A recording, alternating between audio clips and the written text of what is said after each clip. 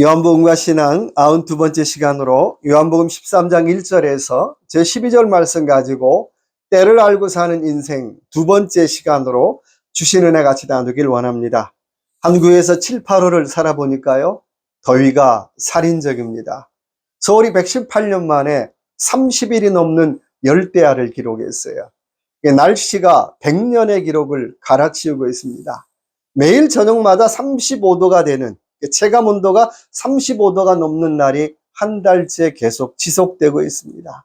그래서 저만 잠 못 이루는 것이 아니라 아마 대부분의 많은 사람들이 잠 못 이루는 밤을 보내고 있습니다.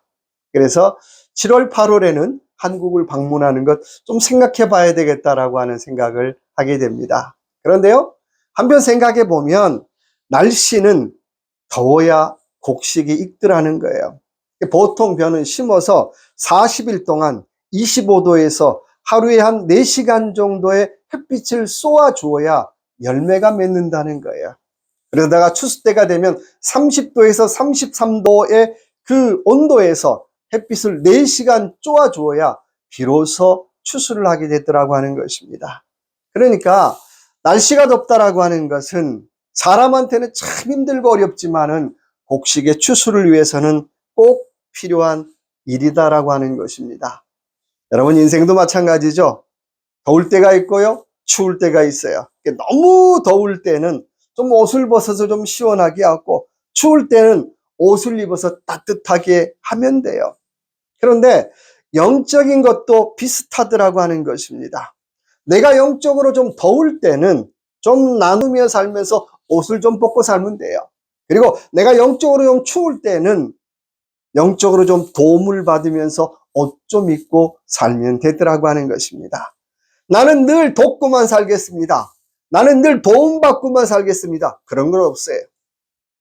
내가 도움받을 때는 도움받고요, 도와줄 때는 도와주며 사는 것이 건강한 인생인 줄로 믿습니다.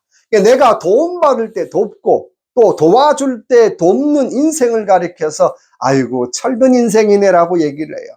그런데 나는 늘 도움만 받을 거야, 나는 늘 도와만 줄 거야, 철을 들지 않고 살아가는 인생을 가리켜서 철부지라고 얘기를 합니다. 원하기는 오늘 저와 여러분의 삶, 저와 여러분의 신앙생활, 철부지 인생이 아니라 정말 철든 인생, 철든 신앙생활을 살아가는 저와 여러분의 삶이 되시길 주님의 이름으로 축원합니다. 우리가 지난 시간에 이어서 때를 알고 사는 인생 두 번째 시간으로 같이 은혜를 한번 나눠보길 원합니다. 자, 첫 번째는요, 2절 말씀 제가 읽겠습니다. 마귀가 벌써 시몬의 아들 가룟 유다의 마음에 예수를 팔려는 생각을 넣었더라라고 말씀하고 있어요. 자, 때를 알고 사는 인생의 첫 번째 특징이 있다면 자기 욕심에 사로잡혀 살지 않는다는 거예요. 마귀는 이미 예수님 팔려는 생각을 가룟 유다에게 집어넣었다라고 말씀하고 있어요. 여러분, 마귀의 생각은 어떤 생각일까요? 늘 팔려는 생각이죠. 다른 말로 말하면 자기 욕심, 자기 이익만 챙기는 생각들이에요. 그래서 마귀의 생각은 이것이 나에게 이익이 되느냐, 이것이 나에게 손해가 되느냐, 이익이 되느냐, 이것에만 관심이 있더라고 하는 것입니다. 오늘 저와 여러분의 삶은 어떻습니까? 저와 여러분의 마음의 상태는 어떻습니까? 마음이라는 단어는 헬라어로 카르디아라는 말로 그 사람의 중심이라고 하는 뜻을 가지고 있습니다. 그 사람의 마음이 그 사람의 중심이라고 하는 거예요. 그 사람의 지위가 그 사람의 중심이 아니고요, 그 사람의 환경이 그 사람의 중심이 아니라 그 사람의 마음이 그 사람의 중심이라고 말씀하고 있습니다. 그러니까 그 사람의 마음이 잘못되면은요, 그 사람의 중심, 그 사람의 인생도 잘못되더라고 하는 거예요. 그래서 잠언 4장 23절에 주님 말씀하십니다. 무릇 지킬 만한 것보다 내 마음을 지키라. 생명의 근원이 이에서 나옴이라고 말씀하고 있어요. 때를 알고 사는 인생은 늘 자기 마음의 중심을 잘 지키고 살아가는 것입니다. 여러분, 마음의 중심 잘 지키고 살아가시는 저와 여러분 되시길 주님의 이름으로 축원합니다.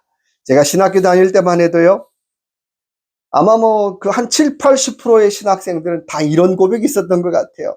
찬송가 323장의 가사처럼 아골골짝 핀들에도 복음 들고 가오리다. 저마다 하나님께서 부르시면 아골골짝 핀들에도 내가 복음 들고 가겠습니다라고 하는 고백 다 있었어요. 그래서 어느 교회에서 청빙 제의가 들어오면 제일 먼저 하는 일이 뭡니까? 제가 기도해 보겠습니다. 제가 기도해 보고 내가 그 교회에 내 사명이 있는지 하나님 앞에 묻고 하나님께서 오케이 하면 내가 가겠습니다라고 했던 것이 대부분의 신학생들의 마음이에요. 그러니까 사례가 얼마입니까? 그 교회가 환경이 편합니까? 이건 그 다음 문제라고 하는 거예요. 첫 번째는 그 교회에 나의 사명이 있습니까를 먼저 물었습니다. 그런데요, 요즘은요, 어느 교회에서 청빙이 들어오면요, 사명 있는가를 따지지 않아요. 사례를 얼마나 줍니까? 그 교회 환경이 편합니까?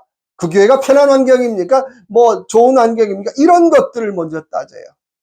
사명은 별로 따지지 않더라고 하는 것입니다. 그런데 사례를 많이 주는 교회를 좋은 교회로 착각하고요, 가면요 꼭 탈이 나요. 이유가 뭡니까? 내가 그 교회에 사명이 없는데, 내가 그 교회에 사명이 없는데 그 교회에 그냥 사례비 많이 준다고 가면은 탈만 나더라고 하는 것입니다. 교회에 있으면 있을수록 탈나는 거예요. 사명보다는 물질이 우선이죠. 사명보다는 편안함이 우선이에요. 여러분, 한국 교회를 이끌어온 믿음의 선배들은 최소한 물질보다는 사명이 우선인 삶을 살았습니다. 사명을 위해서 붙잡았고 사명을 위해서 기도하고 사명을 위해서 기도하는 그 눈물과 기도 덕분에 한국교회가 이만큼 성장한 줄로 믿습니다. 1848년에 경기도 수원에서 백선행 집사님이라고 하는 집사님이 출생을 했어요. 14살에 결혼을 했는데요. 2년 지난 다음에 남편이 죽고 말았어요. 그래서 16살 때부터 홀 시어머니를 모시고 온갖 굳은 일을 다 했어요. 돈 되는 일이라면 길쌈도 하고 콩나물도 키우고 산에 가서 무엇이든지 해서 팔아서 돈을 모았어요. 평생 화장 한 번 못 해보고요. 평생 옷 한 번 사지 않고 돈을 벌었습니다. 한 번은 사기꾼에게 속아서 평양 대동군에 있는 바위산을 사게 됐어요. 주변에 있는 이웃들이 아이고 저 백집사 다 망하게 됐네. 저 백집사 큰일 났네. 사기꾼에게 속았네. 동네 사람들이 비웃었어요. 그런데요, 사기꾼에게 속은 줄 알았던 그 산이 나중에 시멘트가 나오게 돼요. 그래서 그 산을 팔아서 크게 부자가 됐습니다. 그래서 사람들이 그를 가리켜서 평양의 백부자라고 불렀습니다. 평양의 백부자, 백집사님 하면 다 알았어요. 한 번은 조만식 장로님이 평양의 YMCA 2층짜리 건물을 짓는데 건축원금을 이 백집사님에게 요청하게 되었어요. 근데 조 장로님의 고민이 있었어요. 야, 평생 글을 배우지 않은 저 집사님에게 이 많은 돈을 내가 어떻게 설명을 하면 좋을까? 집사님에게 이 많은 돈 얘기를 했을 때 놀라서 정말 기절하지 않을까? 그런 고민이 있었어요. 그래서 장로님이 백집사님을 만나면서 집사님, 우리 평양의 YMCA 2층짜리 건물을 짓는데 돈이 필요합니다. 건축원금을 좀 해주십시오. 얼마면 되겠습니까? 예, 쌀 2,800말 값이 필요합니다. 여러분, 한 말도 아니고 2,800말. 그때 시세로 1억 5천이 필요하다라고 얘기했어요. 그 얘기를 하면서 장로님도 이 집사님한테는 너무 큰 돈일 거야. 놀랄 것 같아서 집사님, 너무 비싸지요? 너무 돈이 많이 들지요? 그랬어요. 그런데요, 그 얘기를 듣던 백 집사님이 이렇게 얘기했어요. 아이고 장로님, 나라에 우리 민족에 꼭 필요한 건물을 짓는데 싸고 비싸고가 어디가 있습니까? 젊은이들을 위해서 꼭 필요한 건물을 짓는데 싸고 비싸고가 어디 있겠습니까? 민족을 위해서 필요한 건물이라면 지어야죠. 해야지요. 하면서 그 자리에서 쌀 2,800말 값을 내었다고 합니다. 그리고 그 후로도 그분은 평양에 학교를 짓는 일에 남은 재산을 다 사용했어요. 글한자 배우지 않은 일자무식이었지만 내 후손들에게는 그를 떳떳하게 배울 수 있는 학교를 세워줘야 되겠다라고 하는 사명을 가지고 자기의 전 재산을 다 학교 짓는 데에 기부를 하게 된 것입니다. 바로 이런 분들의 수고와 헌신으로 한국교회와 한국사회가 이만큼 성장할 수 있게 된 것입니다. 지금 저와 여러분에게는 무엇이 우선입니까? 정말 물질보다도 돈보다도 사명이 우선인 저와 여러분의 삶이 되시길 주님의 이름으로 축원합니다. 두 번째는 때를 알고 사는 인생은 4절의 말씀 제가 읽겠습니다. 저녁 잡수시던 자리에서 일어나 겉옷을 벗고 수건을 가져다가 허리에 두르시고, 두 번째 때를 알고 사는 인생은 어디서든지 일하는 인생입니다. 오늘 주님은 밥 먹다가 어떻게 해요? 갑자기 일어나서 제자들의 발을 씻기셔요. 근데 이 저녁이 그냥 저녁인가요? 아니죠. 6월절을 앞에 둔 정말 근사한 파티예요. 잔치자리예요. 이 잔치자리가 다 마치고 제자들의 발을 씻겨줘도 괜찮아요. 그리고 너희도 이렇게 해라고 말해도 괜찮아요. 그런데 주님은 어떻게 해요? 그 사이를 못 참고 윗도리를 벗고 수건을 두르고 제자들의 발을 하나씩 하나씩 씻기시더라고 하는 것입니다. 아마 제자들 굉장히 당황하지 않았을까요? 깜짝 놀랐을 것 같아요. 우리가 잘 아는 것처럼 유대인의 식사는 약간 비스듬하게 누워서 식사하잖아요. 예수님이 어떻게 해요? 그냥 다 벗고 어떻게 해요? 그 대야에다가 물 뜨고 야야 발 씻자 그러고 다가온다고 한번 상상해 보세요. 얼마나 놀랐을까요? 그런데요, 저는 예수님 왜 그랬을까라고 하는 질문을 해봤어요. 굳이 그렇게까지 하셔야 됐을까? 그런 질문 해봤습니다. 아마도 그것은 그 시간이 아니면, 그때가 아니면, 그 자리가 아니면 가르치지 못했기 때문에 그럴 수 있다라고 하는 거예요. 예수님께서 그 시간이 아니면 제자들에게 가르칠 수 없기 때문에 식사하는 그 자리에서 정말 수건을 두르고 제자들의 발을 씻기셨다라고 하는 것입니다. 이처럼 예수님은 어디서든지 제자들을 가르치십니다.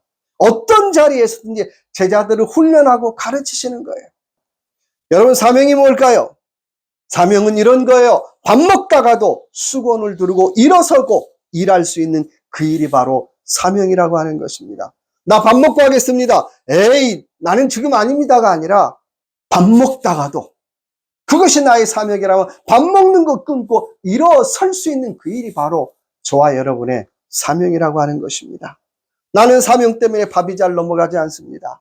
남들은요, 밥이 잘 넘어가는데 나는 밥이 잘 넘어가지 않아요. 누가 뭐라고 하는 것도 아니에요. 근데 그 일만 생각하면 나는 밥이 잘 넘어가지 않더라고 하는 것입니다. 그래서 사명은 환경을 따지지 않아요.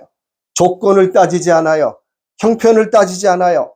내가 하나님 앞에 사명자라고 얘기하면서요, 환경 따지고 형편 따지고 조건 따지면 이미 그것은 나의 사명이 아니라고 하는 것입니다.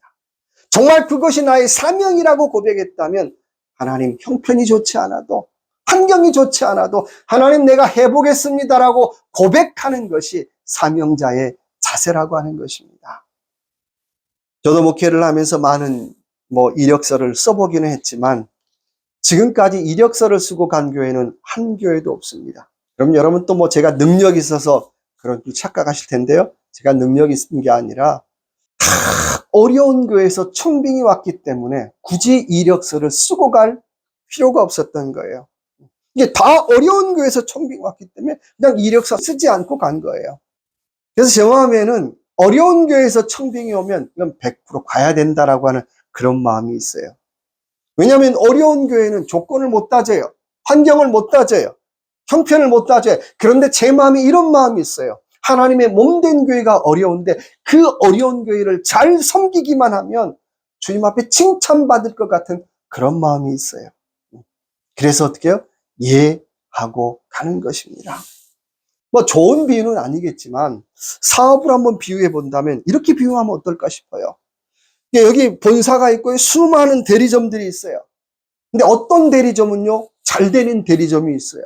근데 그 대리점은 서로 가려고 난리칠 거 아니에요. 근데 저기 시골에 한 대리점은요, 사업이 너무 안 돼요. 그래서 아무도 안 가려고 한다고 한번 생각해 보세요. 그런데 그 아무도 안 가려고 하는 그 대리점에 가서 정말 사업을 잘 일으켰다고 한번 생각해 보자고요. 그럼 어떻게 되겠어요? 아마 본사에서 대대적으로 칭찬하고 본사에서 대대적으로 표창하지 않겠어요? 여러분, 영적인 것도 마찬가지라고 하는 것입니다. 내가 어려운 교회, 어려운 공동체를 잘 섬길 때에 하나님께서 저와 여러분에게 부어주시는 상이 크더라고 하는 것입니다. 그래서 사명은 내가 밥 먹다가도 벌떡하고 일어나 가는 거예요. 그런 일 한번 해보라는 거예요. 그런 일. 이따 밥 다 먹고 하겠습니다. 다 끝난 다음에 하겠습니다가 아니라, 밥 먹다가도, 이게 내 사명입니다라고 벌떡 일어나 갈 수 있는 그런 일, 그런 길을 걸어보라고 하는 것입니다. 복음성가 중에 이런 가사가 있더라고요. 무슨 명령 내리셔도 아멘 하겠습니다. 내가 드릴 한 선물은 아멘뿐입니다. 주님께서 내게 무슨 명령을 내리셔도 나는 아멘 하겠습니다. 내가 하나님 앞에 드릴 가장 큰 선물이 있다면 아멘입니다라고 고백하더라고 하는 것입니다. 여러분, 저와 여러분에게 하나님께서 사명 주셨다면 그 사명 앞에 주님, 제가 드릴 선물은 아멘뿐입니다라고 고백하며 그 일들을 감당하는 저와 여러분의 삶이 되시길 주님의 이름으로 축원합니다. 세 번째는요, 5절의 말씀 제가 읽겠습니다. 이에 대하여 물을 떠서 제자들의 발을 씻기시고 그 두르신 수건으로 닦기를 시작하여, 세 번째, 때를 알고 살아가는 인생의 특징이 있다면 씻기를 시작합니다. 오늘 제자들의 발을 누가 씻기죠? 오늘 예수님이 씻기는 거예요. 내가 섬기겠다는 거죠. 우리가 한 가족이라는 그런 의미겠죠. 오늘 예수님이 씻기를 시작하고 계십니다. 무엇이 사명일까요? 사명은요, 내가 시작이 되는 일을 해보는 것이 사명이에요. 네가 하세요. 그러면 나는 뒤에서 따라가면서 돕겠습니다. 이것보다는 주님, 내가 한번 시작해 보겠습니까? 섬기는 일이면 섬기는 일로 내가 한번 시작해 보겠습니다. 내가 기도하는 일이면 기도하는 일로 내가 시작해 보겠습니다. 그것이 사명이라고 하는 거예요. 남들이 다 하면 그 다음에 따라가겠습니다. 그것도 나쁜 건 아닌데, 기왕이면 내가 시작이 되는 일을 해보라고 하는 것입니다. 인생을 살면서 정말 가치와 의미와 사명이 있다면 내가 먼저 시작이 돼보는 일을 해보라고 하는 거예요. 그 일이 그렇게 가치가 있다면, 그 일이 그렇게 의미가 있다면 다른 사람에게 양보하지 말라는 거예요. 하나님, 내가 이 일 내가 해보겠습니다. 그런데요, 내가 처음 하는 일이니까 시선이 곱지 않을 수 있어요. 처음 하는 일이니까 서투를 수 있어요. 그럼에도 불구하고 그 일을 해보라고 하는 것입니다. 내가 섬김에 처음 시작이 되는 일을 해보라는 거예요. 내가 기도에 처음 시작이 되는 일을 해보라고 하는 거예요.